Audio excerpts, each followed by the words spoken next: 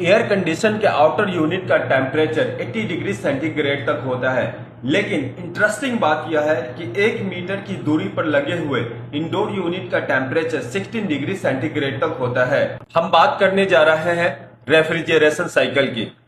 इसके 5 मुख्य पार्ट होते हैं: compressor, condenser coil, dryer filter, expansion valve and evaporator.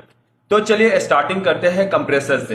Air condition का हार्ट यही डिवाइस होता है और इस कंप्रेसर के अंदर आज के मॉडर्न टाइम के अकॉर्डिंग गैस भरी जाती है, जिसको R32 और R410 बोलते हैं। जब कंप्रेसर इस गैस को कंप्रेस करता है तो इसका प्रेशर बढ़ने लगता है और जब गैस कंप्रेसर से बाहर निकलता है तो इसका टेम्परेचर 80 डिग्री सेंटीग्रेड तक होता है। उसके बाद रेफ्रिजरेंट जाता है कंडेंसर कॉइल में, जो कि कॉपर ट्यूब का बना होता है और कॉपर ट्यूब के हीट एक्सचेंज की क्वालिटी बहुत शानदार होती है, इसलिए यह गर्म और ठंडी बहुत जल्दी हो जाती है।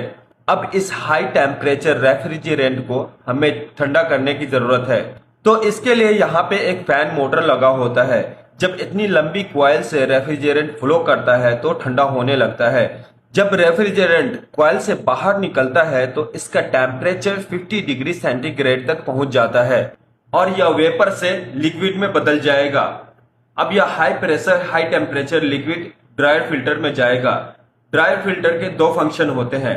पहला, रेफ्रिजरेंट से मॉइस्चर को अलग करना, दूसरा रेफ्रिजरेंट से डस्ट पार्टिकल्स को अलग करना। जब रेफ्रिजरेंट ड्रायर फिल्टर में इंटर करता है तो सबसे पहले सिलिका जेल के कांटेक्ट में आता है और सिलिका जेल मॉइस्चर को एब्जॉर्ब कर लेता है। उसके बाद रेफ्रिजरेंट जाता है फिल्टर के कांटेक्ट में और फिल्टर का काम होता है रेफ्रिजरेंट से डस्ट पार्टिकल्स को अलग करना। अब साफ सुथरा रेफ्रिजरेंट जाता है एक्सपेंशन वाल्व में। अब हम देखेंगे कि एक्सपेंशन वाल्व यह काम कैसे करता है। दोस्तों, एक्सपेंशन वाल्व के अंदर एक छोटा होल होता है।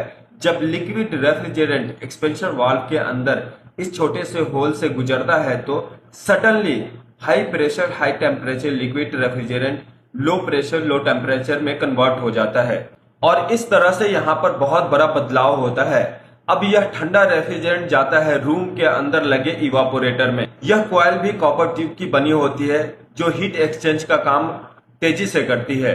जब ठंडा लिक्विड रेफ्रिजरेंट इस कॉइल में फ्लो करेगा तो यहाँ पे लगा हुआ ब्लोअर इस ठंडक को पूरे रूम में फैला देगा।